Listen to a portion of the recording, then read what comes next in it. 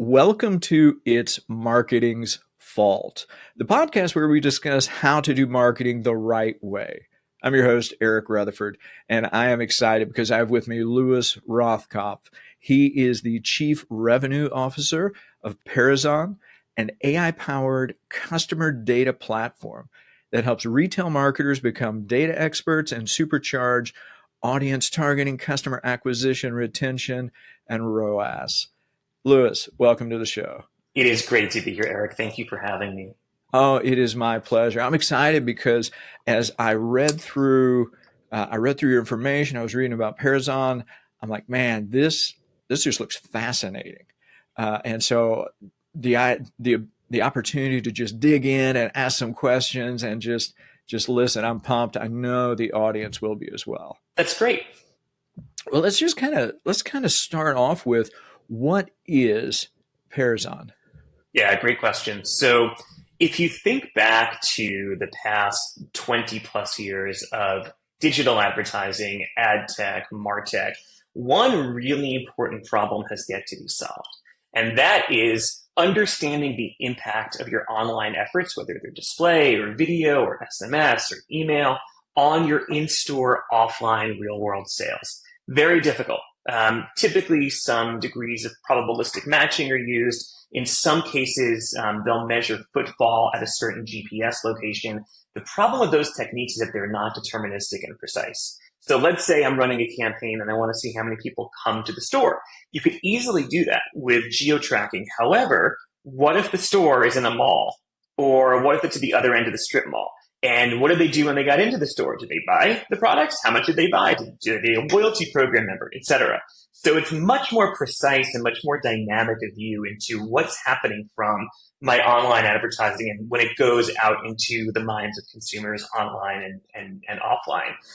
This is all backed and powered by artificial intelligence, which serves to predict for our customers which of their consumers are most likely to convert offline. Wow. So the AI helps predict which consumers are most likely to buy offline. So that sounds it. So is that like on a percentage basis? Does that get how granular does that get? It gets down to the anonymized individual consumer level. So if I were to segment out my entire customer data file, I would see that at the very top, there are those customers who are champions. You can't lose them. You really want them to stick around. And then it sort of trickles down a bit all the way down to the bottom of folks who maybe haven't been there in a year, maybe only spend a few dollars when they go there.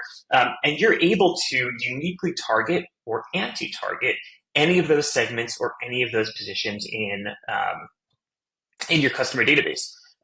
What that allows you to do is to reach consumers individually, again, anonymized, but to reach consumers individually and to put them into buckets that are based upon their behaviors in the past. The best part about this, I think, is that it all uses first-party data. So there's no third-party data that you have to buy. There's no cookies, third-party cookies issue. This is 100% the marketer's first-party data.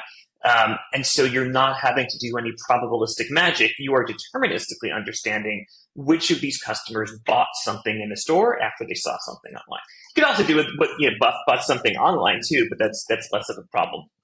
No, that's brilliant. Being able to keep it first party data, you're not having to cross data boundaries, so to speak. That's right. It's all in house, and I like how it's anonymized. So it's you've got privacy protections, you've got other things, so it just makes it safe.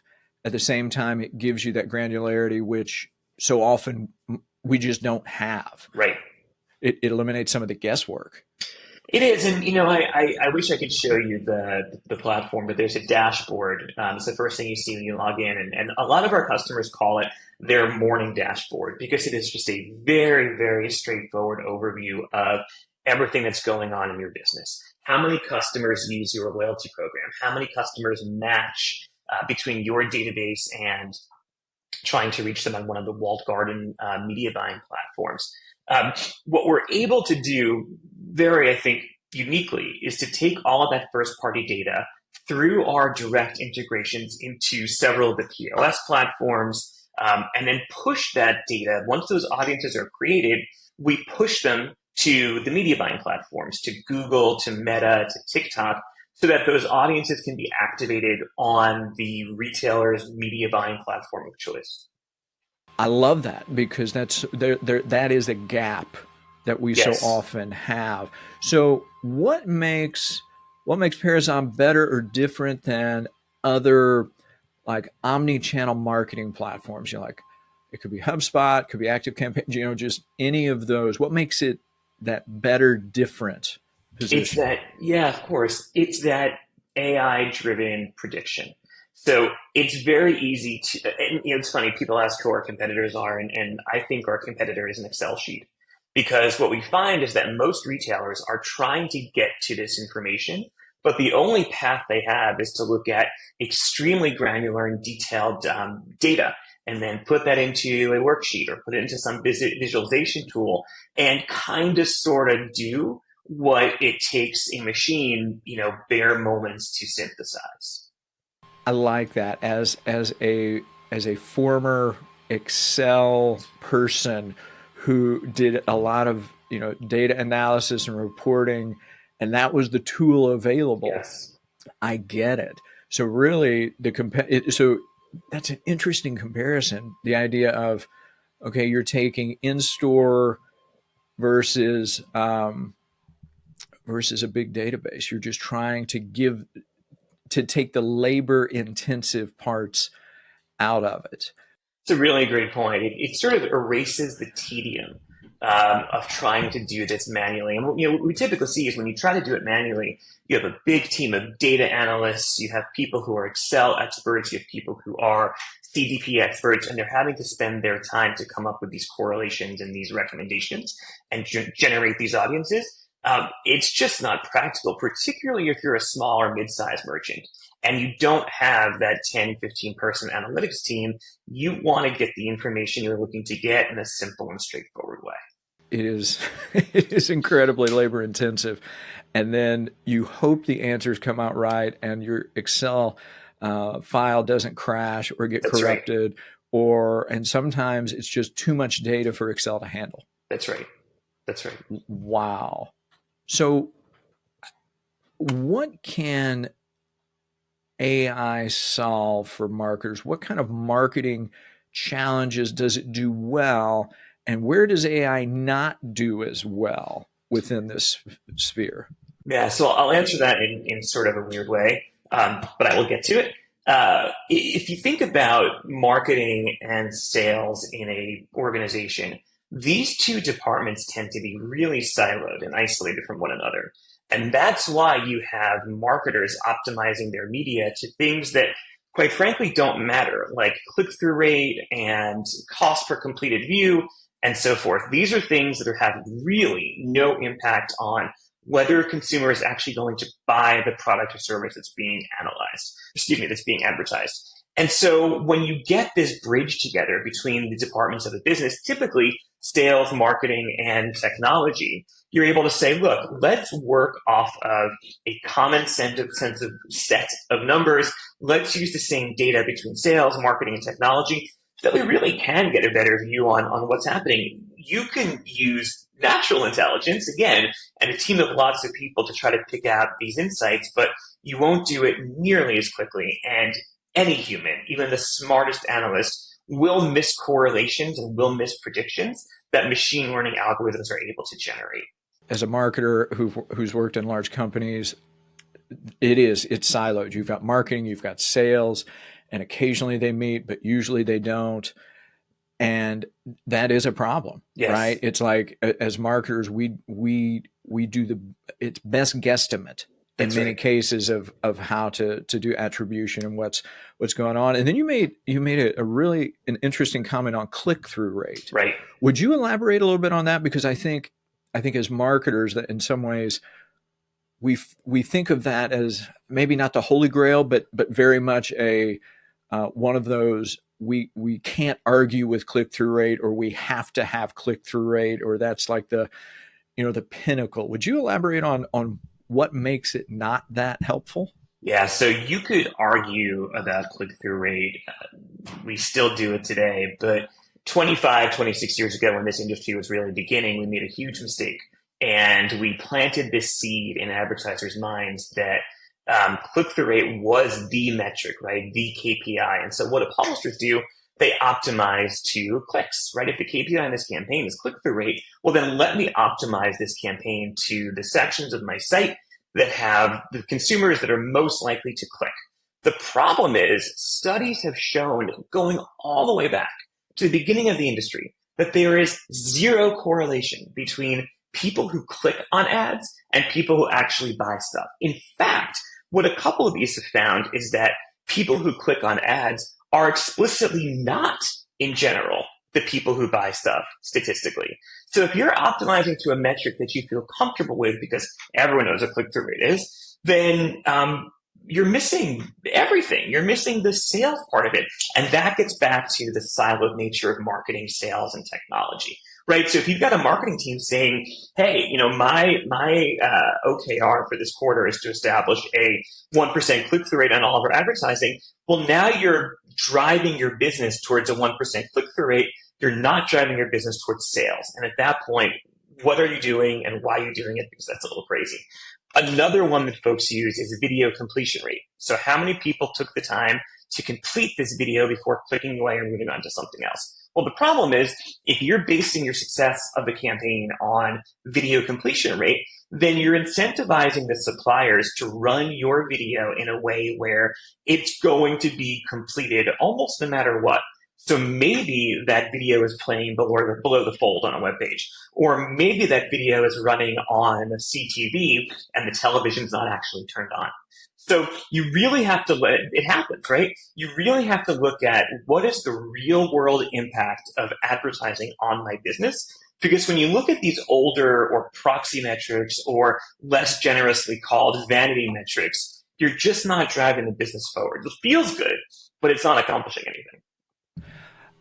That's fascinating. It really is. And is it we've just gotten stuck in our ways, or is it because it's an easy thing to measure in terms of how our systems are set up, whereas the moment you get away from it, attribution gets a little bit murky and gray and a little bit harder to come by. I'm Yes. just curious. Yeah, it's very interesting when you look at sort of the deterministic side and understanding what happened in this campaign. It is very easy for you to measure impression and clicks. It's the same thing we did in 1999 as we do today, right? Impressions and clicks. Um, so I think it sticks around because it's really ingrained in people's minds, right? Agencies are evaluated based upon metrics like click-through rate and cost per completed view, and at the risk of sounding like a broken record, this is why it's so important to have a connection between sales and marketing, because you've got the sales organization worrying about how many products you sold, which is kind of an important thing. To get the marketing organization trying to optimize to marketing metrics, and it just is imprecise as heck when you're not tying your advertising to sales. It sounds elementary and obvious, but it's very uncommon. Wow. No, and I appreciate you going into that because it's we are bombarded and measured by click through, view duration, all of those things. Hmm. It sounds like we're trying to climb a ladder that's up against the wrong wall. It's like, what are you doing? And I think if you were to pull one of these folks into the coffee break room and say, like, what are you doing? This is crazy. They would say, well, it's in my goals to have a high click-through rate. And then they would say, it's in my boss's goals. It's in my agency's goals. And then all the way to the client side, the marketer has a goal of click-through rate improvement. And, maybe you'll get some signal from it, but it's just too divorced from the real world to make any, I would argue, to make any media planning decisions based upon it. No, wow. I think I appreciate you going into that. I appreciate the insight because that makes total sense. And then, so let me ask this: what makes it so important for marketers um, now that we've got the AI technology? Now that it's going, as it's iterating and it's more available, to I'll say non-techie people for lack of a better description. There's just Mhm. a lot of opportunities there. Um, what makes that AI so important in order to predict best customers? Like, just I'd love to hear your thoughts on that. Yeah, so what we typically do is ask our customers for 1 to 2 years of transaction data.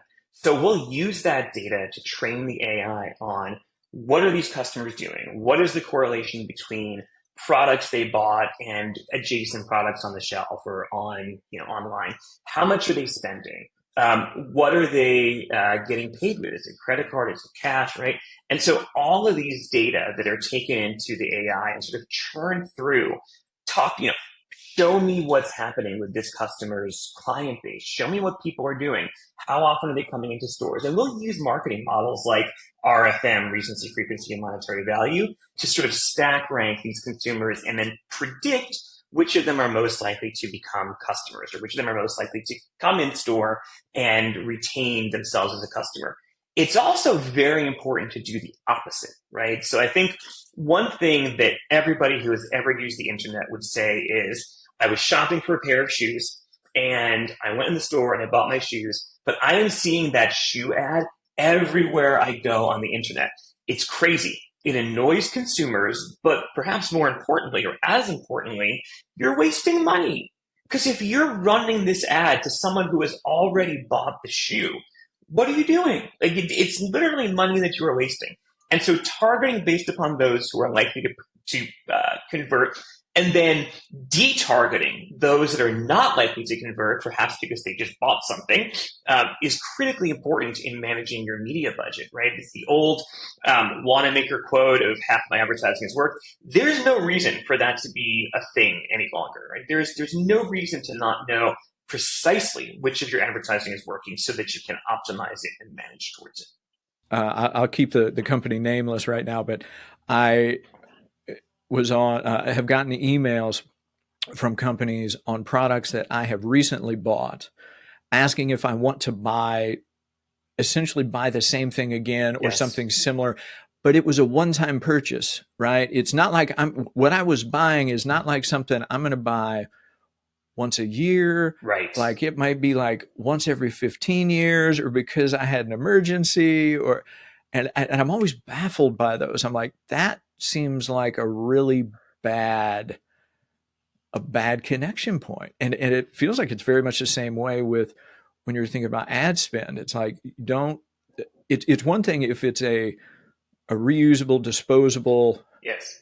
type of item, but like if it's a car, if it's like kitchen cabinets, if it's like, you know, any of those type of things where it's a very infrequent buy, it's like, man, it's a waste. It is literally a waste, unless to your point you're talking about something that has an insanely fast refresh rate, right? Like a thing of razors or a thing of milk or orange juice or what have you. But if you're buying a mattress, you're probably not going to buy a mattress again for another 10 to 15 years. So for the love of God, let's stop advertising a mattress to this guy who just bought a mattress. The problem is if you don't close that loop, right? If you don't connect your online advertising to your offline in-store sales, you'll never know that, right? You'll never know that that guy bought a mattress, so you should stop advertising to him. And you're also getting sort of bad signal in your in your analysis of, well, this mattress campaign isn't working because we're showing it to people who are mattress intenders, and I'm only seeing a 0.01% click-through rate. Why is it? Because you're showing it to the wrong people. Either you're showing it to the people who have no, means and wherewithal to buy a new mattress, or you're showing it to people who have, either from you or your competitor. And as you said, that is just literally money that you're pouring down the drain. Wow. And that it's when as you describe it, it really is just a closing the loop on making that connection to be able to omit these particular audience, customer, people, ultimately saving you money, making your system work faster, and making your numbers more accurate. Yes.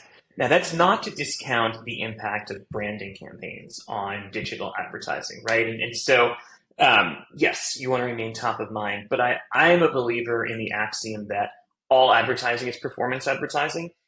Even if you call it a brand campaign, the agency, the marketer is still backing it out to direct response metrics. So branding is important, but again, when you're focusing on you're a mattress sales store, you should probably put this person out of your active column for what, 5 years at least, 6 years?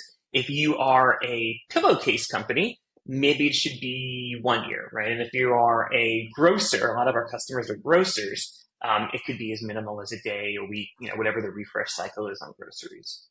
So it really comes down to product type, on who your customers are, what their purchase patterns are like, That's and then right. just go. It's not like an industry standard. It's very much unique to your business case. And that gets into your previous question, right? About like what happens when you take all these data, you mush them together into an AI, and sort of answers get spit out. How are those answers spit out?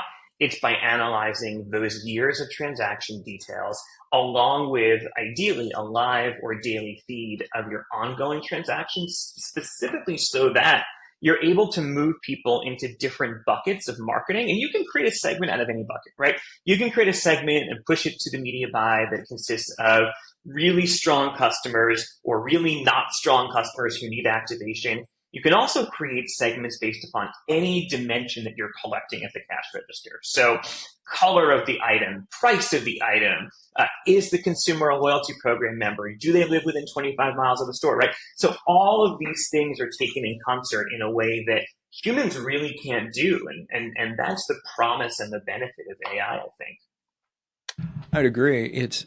And that was something in the past when I was trying to do some attribution and other things like that. I always felt like I needed more levels of understanding. Like, Yes. if you go back to that Excel example, Excel is two dimensional. Like I felt like I needed like 5 dimensions Yes. almost just to be, because there's no way to, even with like SQL and other things, there's no good way to line some of this up to Yes. get those attribution answers. And so it sounds like with some of the AI programming, with some of the AI options out there, what you were able to do then is really take what you couldn't physically line up, and now connect the dots. That's exactly right, and you make a good point. For years, trying to get data out of your database, such as your shopper database, requires that you learn SQL, right? And put together these queries, and there's usually like one person at the company who knows SQL, and you bother him or her all the time. Within our platform, it's all simple English language Boolean, right? So I want to reach people who are loyalty program members, right? Who do live within 25 miles of the store and who do have children. And I explicitly don't want to target people who have bought a product from me in the last month. Making these up, but you can create those segments and then segments of segments. See the size of that audience, and if it's significant enough, push that audience directly out to your media buying platform to activate. Wow. So it's almost like, I don't know if it is just almost like point and click and drag and drop. Yes, Well, okay, that's brilliant. That is light years ahead of running SQL code I think and so. everything else, because it puts it in the hands of people who don't have to be so technically focused. Yes, yes. That's huge. How can you? I guess let me try this question. So this idea of lookalike audiences, I had seen that. What are they, and how are they helpful? Would you just go into that some? I can. I wish I had a whiteboard, so I'll see if I can do this in the air. So you've got what's called a seed. You've got your deterministic match of this consumer likes to buy soy milk, right? And so now you know the consumer, but you do a query of your database, and you see that only 1,000 consumers really making these up, really like soy milk. And so that's not really big enough to have a ad campaign against. You might as well just, the old joke is pick up your phone and call those 1,000 people and try to sell to them.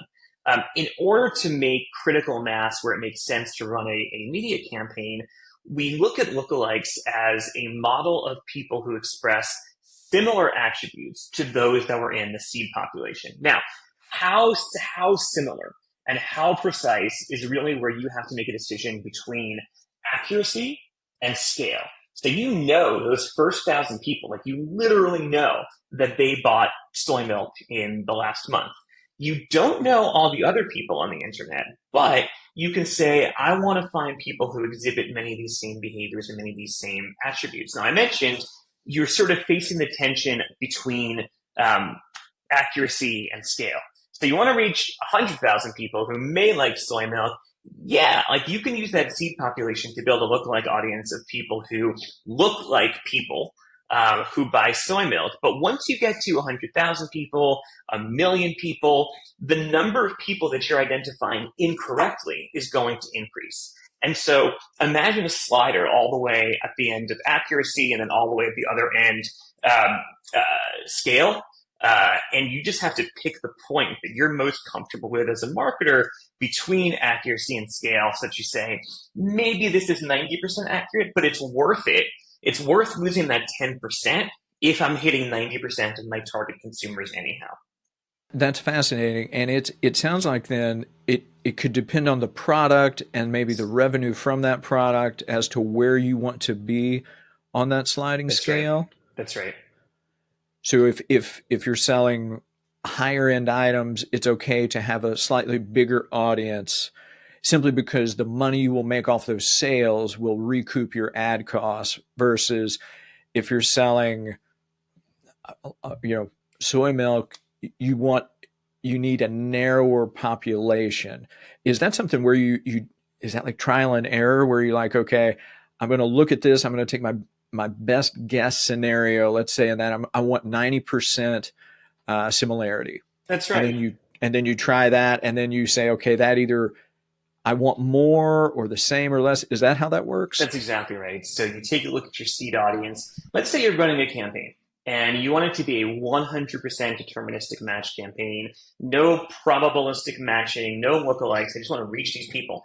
Um, and because I want to reach these people, I'm going to run a campaign to them. And because the product, exactly to your point, maybe it doesn't cost that much, maybe it has a very high refresh, let's take a chance and reach people. Now, if you see a campaign is not delivering at all, right? If you just cannot reach the users you're trying to, well, then your campaign is going to underdeliver unless you open up the targeting a little bit to include lookalikes. Now, that gets you into a situation where you may not have 100% accuracy, but just as you said, maybe 90% is good enough. Now, this won't work in niche categories. So let's say you are a business jet company advertising your jets. And let's say there's a finite population of 10,000 people in the US. You know this from research and from your experience, 10,000 people in the US who have the means to buy a business jet. In that case, you probably would not want to do lookalikes because I don't look like somebody who could buy a business jet. My behaviors are not similar. I look like somebody who buys soy milk, but because I'm not in the market, I'm not capable of being in the market for a business jet, that slider should probably be all the way down to precision, right? Deterministic seed population. Now, if you want to experiment and kind of move that up to the 10% lookalikes, 15%, you can probably find that sweet spot between scale and accuracy. Nobody expects you to reach 100% of your audience 100% of the time, and there's going to be some waste. But the more you sort of fine tune it and the more you recognize, just as you said, your product that you're selling, your business model, your value proposition, depending upon what that is, you'll more or less want to use lookalikes to have a big enough boost scale.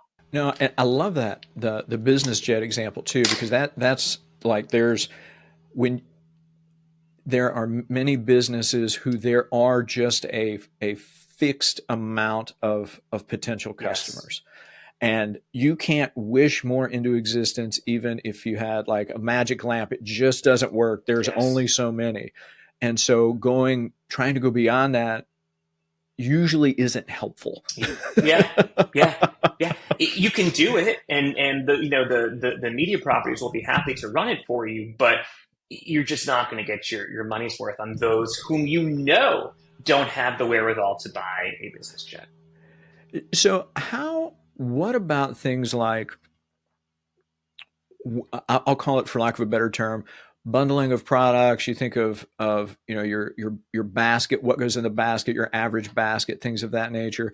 Does that also play into how this works in terms of trying to look at purchasing decisions and being able to do that targeting of marketing and ads, or is that a, or does that totally skew the models? Nope, you're 100% correct. So, probably one of my top favorite features in our platform is a visual explanation of the relationship between products that you sell.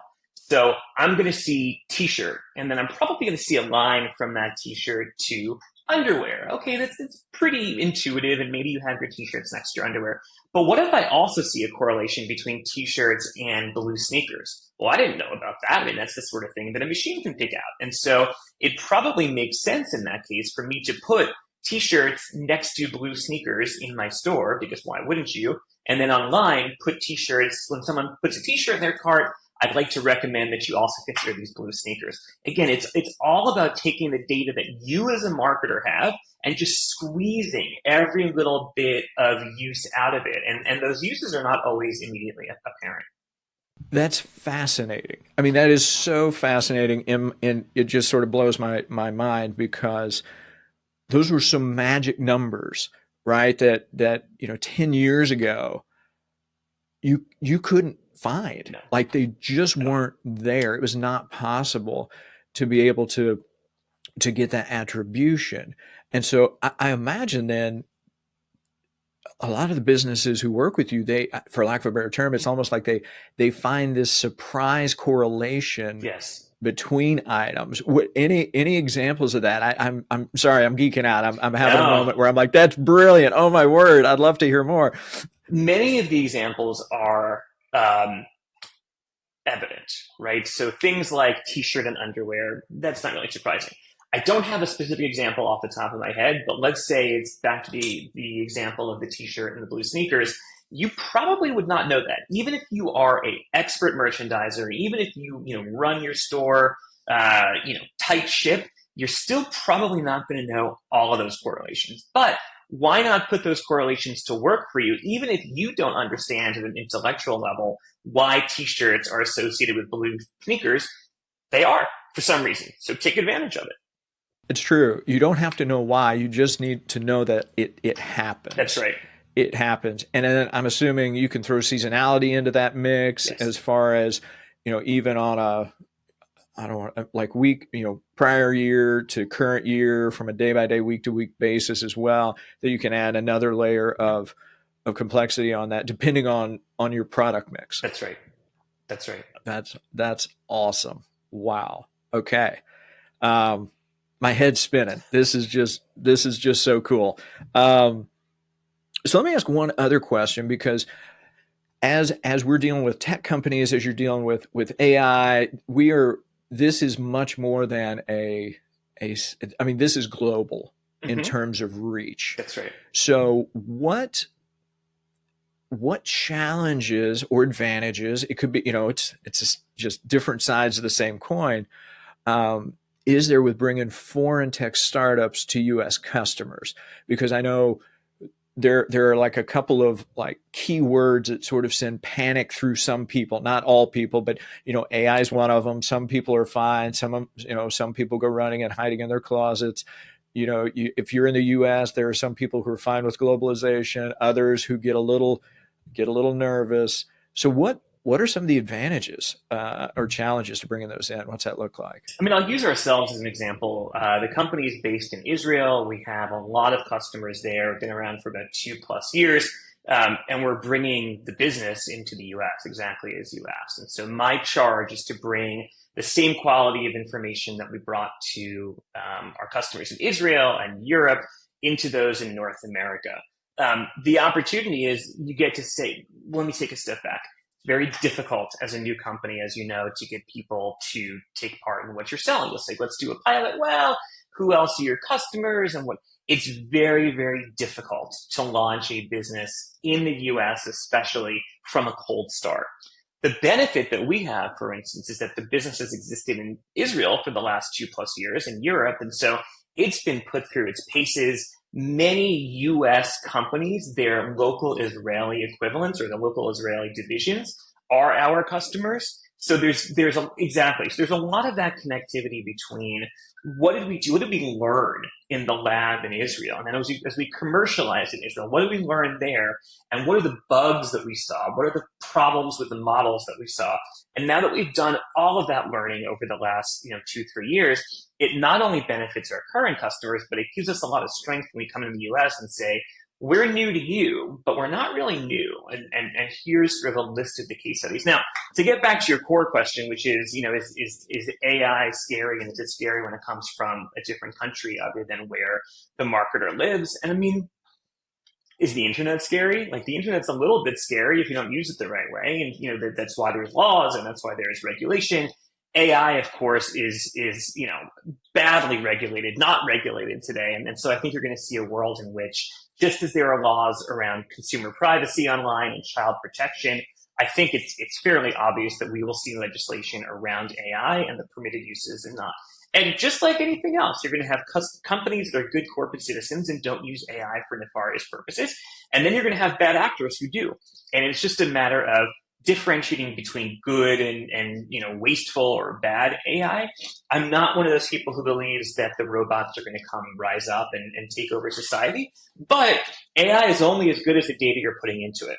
So you still need to make sure that the input and the training is accurate and useful, or you're just going to get garbage out. And that's a good point. It's just a tool, right? AI is just a tool. Like, it's like a hammer. It's like whatever. It's just neutral. It's like Excel. And so it's just better. Yeah, it is. And so, but what you said about the training of the data, garbage in, garbage out. That's the other thing, is like just being very cognizant of what's going in and making sure that it's good. That's because right. I mean, anybody can create, forever. You can create a spreadsheet, you can create a database, you can do whatever. But man, messy, dirty data doesn't. I mean, it's just a nightmare. Yes. So I that makes total sense. But I like too how you described Pairzon's been in business for a couple of years in Israel. You've got a footprint in Europe, so you're not trying to just get new customers. Correct. You've got that social proof. You've got the references to show, hey, these people who are very similar to what your company is, they're having great success. That's right. And I'm sure too, as you deal with global companies, some of them are probably already working with those same companies in Israel, in Europe, and everywhere else. And so it's a really easy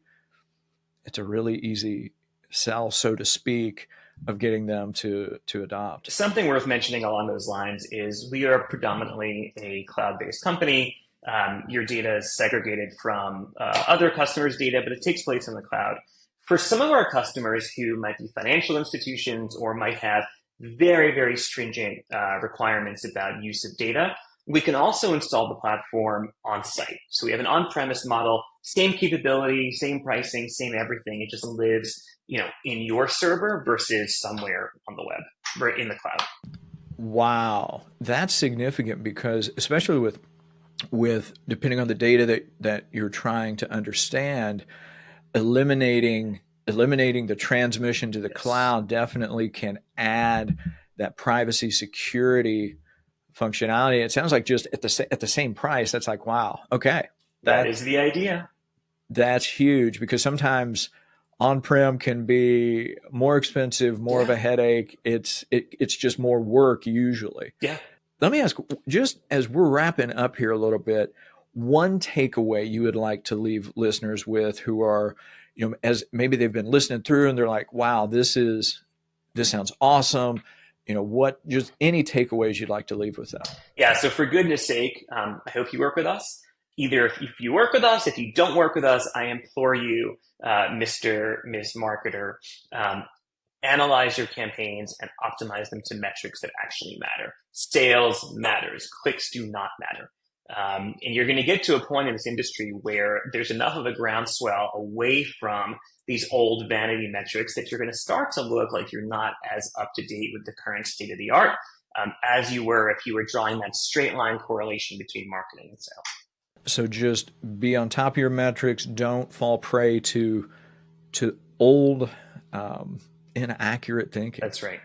Just do the best attribution. That's right. Lewis, this has been awesome. For people who want to know more about you, want to know more about Pairzon, where do you want them to go?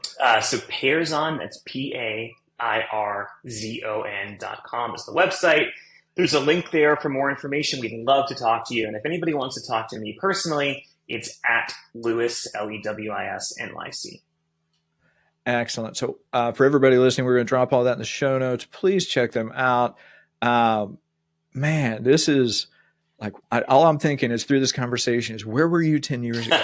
Like that's all I could think of. It's like, oh wow, this would have been crazy good when I was doing more of the data side. Yes. So Lewis, this has been incredibly informative for me. I've loved this conversation. Thanks for joining me today. My pleasure. Thank you for having me.